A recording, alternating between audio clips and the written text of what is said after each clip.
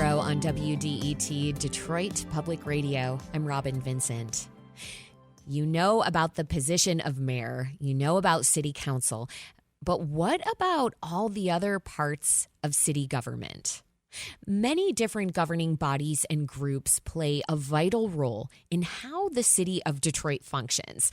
I'm thinking about the Board of Police Commissioners, the Board of Zoning Appeals, the Board of Ethics.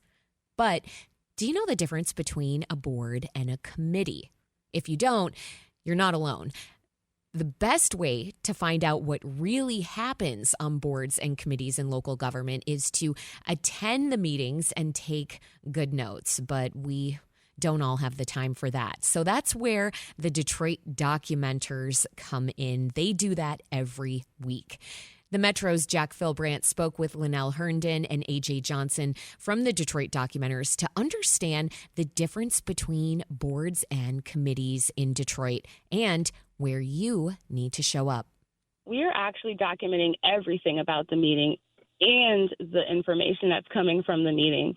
A documenter that's really active might take a couple of assignments a month, but the Documenters coordinators, myself and Noah, are monitoring all of these meetings every day from every documenter. So we cover about an average of 7 public meetings a week. And so we're reviewing their live thread. We're reviewing their notes. We're also reviewing the audio recording. We're also kind of listening to the meeting ourselves. We're also looking at the agenda and all the documents that come with that meeting. And so that's how we're kind of able to make these connections and observe these trends and just kind of analyze all the different agencies like this. In a way, you could say we're at all of these meetings all the time. Documenters, they really noted some similar things happening, one being a lot more transparency. How is this seen across meetings? Last week, we saw lots of items, contracts, agreements, lawsuits, everything like that get approved pretty quickly without discussion. And that happens often. But what doesn't happen as often that we heard in a couple different meetings last week is commissioners actually pause and explain to the public who are attending the meeting, why it was passing so quickly, what really happened. And they explain that, hey, this was discussed in committee. And so just taking a pause and recognizing that there are members of the public here listening in and wondering what's going on, I think is important. I will say also another thing that recognizes and values members of the public attending this committee meetings, I like to shout out the Detroit Housing Commission.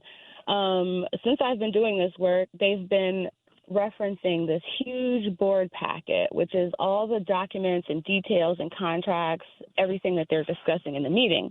But what they provide the public is a kind of a 2-page agenda. These are the topics generally that we're going to be talking about. And so when you're following along in the meeting, you don't have the same numbers in front of you and oftentimes the same words in front of you, so you don't really know what they're talking about. It's hard to follow along, and documenters have been complaining about it for years. So what we've done is send a FOIA request, a standing FOIA request, so that, for 6 months at a time, they send us their board packet ahead of time. And so we get the board packet just like the commissioners. And what we do at Documenters is publish that for the record on documenters.org so anybody can read it. Just this past month, I have never seen this before. I was delighted to find that they dropped that 100-plus page board packet on their website, on their meeting notice, right there with the Zoom link, for everybody to access. So I was super happy to see that. And we just love to see improvements like that. And take the time to shout that stuff out. We're always going to be documenting, watching, kind of holding public officials accountable is what we say. But just realizing that public officials, for the most part, in general, are doing this work because they care about the city. In a lot of cases, it's not even their full-time job. In a lot of cases, it's extra work that they take on. And so just appreciation for the work that they do, the improvements that they're making, and more access for the people. Can you kind of talk a little bit about going through a full board and how that works from committee to it going to the full board? And this is something that I can say is pretty standard across agencies, is how committees work. So city council, for example, it has 9 council members, right? 7 to represent the districts and 2 at-large council members. And they come together every Tuesday to decide on stuff. And city council might not be the best example because they actually do spend a good amount of time talking with each other back and forth about things before they pass. And that's also because city council is often the end-all, be-all, last vote before something comes before them. A project could be voted on, for instance, let's do the green stormwater project that's going on in Brightmoor. Has to be voted on. The Board of Water Commissioners has to approve the water department's project. But then city council has to approve that. So they're kind of like the end of the line for all these projects and contracts. But in any agency, what you'll have is a bunch of different committees. And so inside of those committee meetings and even outside of those committee meetings, those committee members are working to analyze data, to read through contracts, to vet businesses, to ask questions from the administration. They're doing all that work. You want to say a little bit behind the scenes.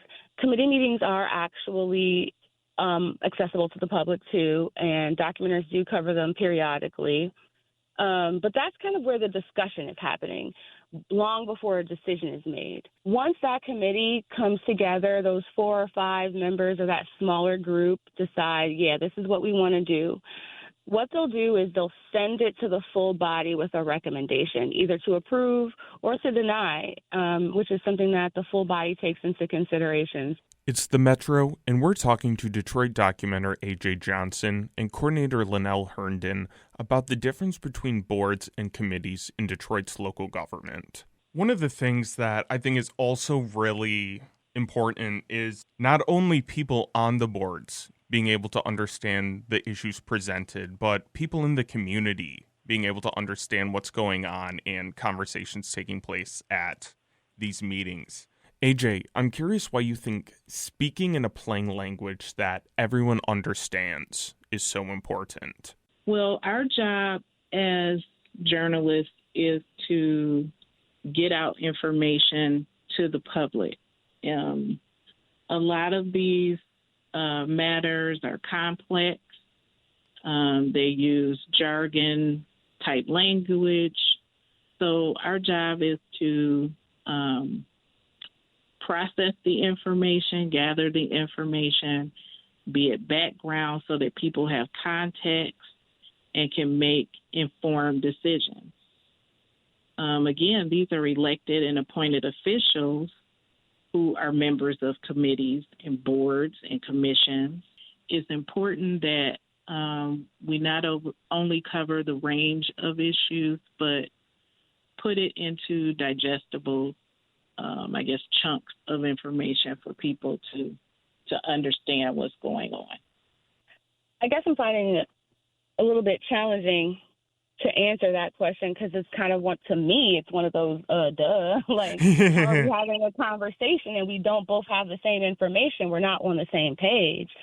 So I just think if you're, genuine about valuing the public's participation, then you're going to make sure they understand. And I guess in juxtaposition to the shout outs I gave a little bit earlier about some of the improvements in access that we've seen, there's still definitely things that we deal with like technical jargon and a bunch of acronyms that you're saying stuff to each other. We don't know what you're talking about.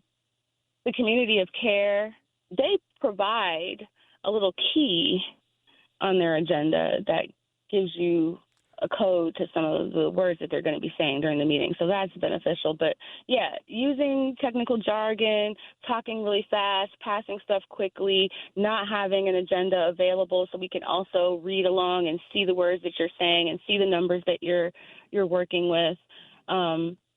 It's a disservice to the public, and it keeps them, even if they're at the meeting, you can kind of say, officially we open the meeting up to the public. But is it really open if nobody understands, if you're sitting there and you don't know what's happening the whole time? That defeats the purpose. While there is discussion happening at full board meetings, if you as a community member want to weigh in on an issue, it seems like that kind of action kind of comes at the committee meetings. Is that fair to say?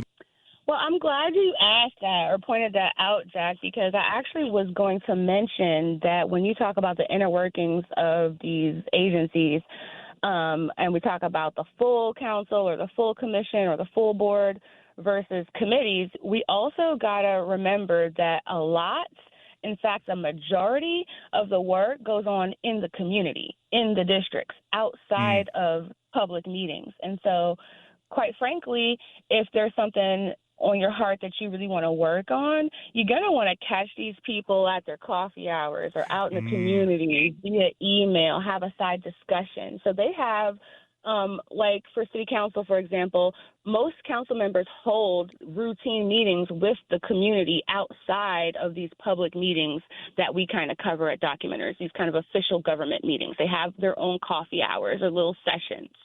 And so that is probably my number one piece of advice for getting your message heard, right? Number two is to mob up with a group of other people who have the same message. Just logistically speaking, people can only intake so much information and can only talk to so many people at so many times, right? You know, you're like, you're my district council member. Okay, cool. But I got this many people in my district that I need to be responsive to. So I think collaborating with people is a great way to get your message across. And then, when it comes to actually coming into their meetings that they set up, committee meetings are really good because they're a little bit more intimate, a little more space for that discussion. You may have more time to discuss. Generally speaking, though, inside of committee, it's going to be those committee members discussing what they've learned outside on their own in those other spaces. If you want to be able to sway legislation and make an impact, I think probably going to those committee meetings and then also that outside work is where you want to be. That was Lynnell Herndon and AJ Johnson from the Detroit Documenters. They were speaking with the Metro's Jack Philbrandt.